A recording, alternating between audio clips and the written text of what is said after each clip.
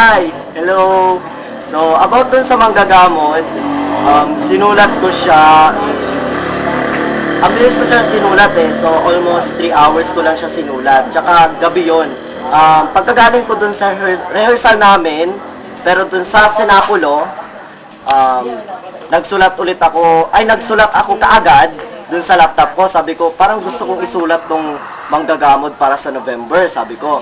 Pero yung year na yun is 2011 pa yon.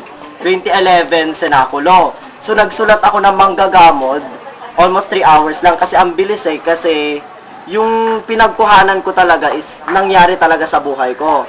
So yung ate ko kasi nagkasakit siya ng cancer, then okay naman na siya okay na siya, then gumaling na siya, tapos biglang bumalik ulit yung sakit niya.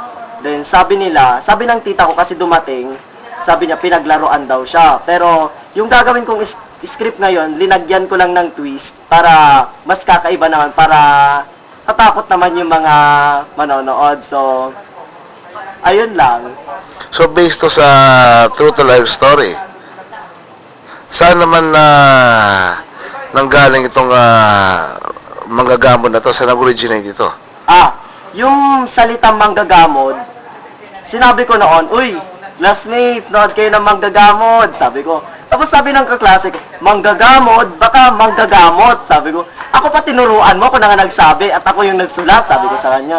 Sabi, yung manggagamot, ito'y salitang Ilocano, na ang ibig sabihin ay, abangan nyo sa November 23 sa Saturday yun. Syempre, hindi ko sasabihin para may excitement naman, para manood kayo talaga. So, ayun lang, 7 p.m. Ay, no, hindi pala 7 p.m. 12 o'clock tayo, di ba? 12 o'clock to 5, yeah. So, sana makapunta kayo. Okay, sige.